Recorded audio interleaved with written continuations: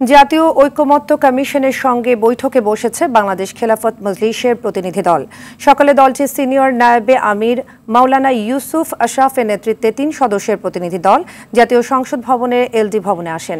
এ সময় জাতীয় ঐকমত্য কমিশনের সহ সভাপতি অধ্যাপক আলী রিয়াজ সহ বিভিন্ন সংস্কার কমিশনের প্রধানরা উপস্থিত ছিলেন।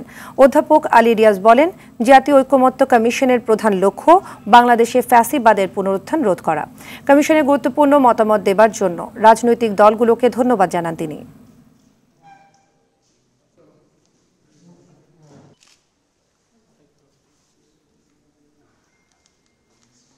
এই সংস্কার কমিশনগুলোর উদ্দেশ্য হচ্ছে বাংলাদেশে এমন একটা ব্যবস্থা তৈরি করা যাতে করে বাংলাদেশে পুনরায় কোনো অবস্থাতেই একটি ফ্যাসিবাদী শাসন প্রতিষ্ঠিত হতে না পারে।